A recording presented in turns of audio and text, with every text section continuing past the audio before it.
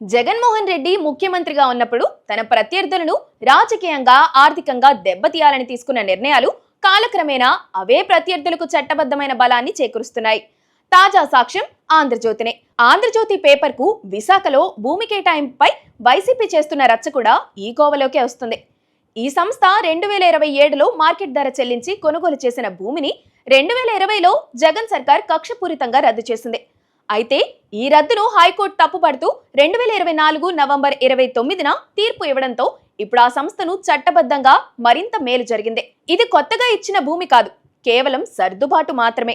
ఆమోద పబ్లికేషన్స్ కొనుగోలు చేసిన 1.5 ఎకరాల్లో సగానికి పైగా నేషనల్ హైవే బఫర్ జోన్ లోకి వెళ్లిపోవడంతో అది నిరుపయోగంగా మారిపోయింది. హైకోర్టు ఆదేశాల మేరకు ప్రభుత్వం ఆ నిరుపయోగమైన భూమికి బదులుగా అంతే విస్తీర్ణంలో వేరే భూమిని సర్దుబాటు చేస్తూ జగన్ హయాంలో ఆ భూమిని లాక్కోవాలని చూడకపోయి ఉంటే అది సాధారణ భూసేకరణ వివాదంగానే మిగిలిపోయేది.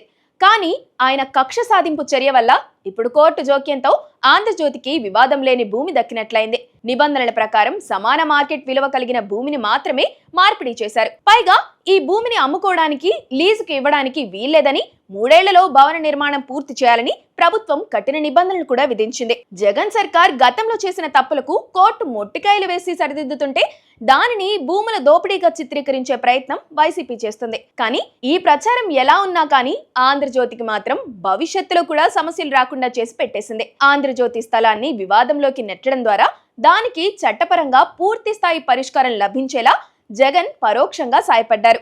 రాజకీయాల్లో శత్రువులను దెబ్బతీయాలని చూసే క్రమంలో సరైన ఆధారాలు లేకుండా తీసుకునే నిర్ణయాలు చివరికి వారికే ఎలా వరంగా మారుతాయో అనడానికి ఈ ఉదంతమే నిదర్శనం. తన కక్ష సాధింపు చర్యలతో తన పార్టీని టీమ్ 11 స్థాయికి పడిపోయేలా చేసుకున్న జగన్ ఇప్పటికీ తన తప్పేంటో గుర్తించలేకపోతున్నారు.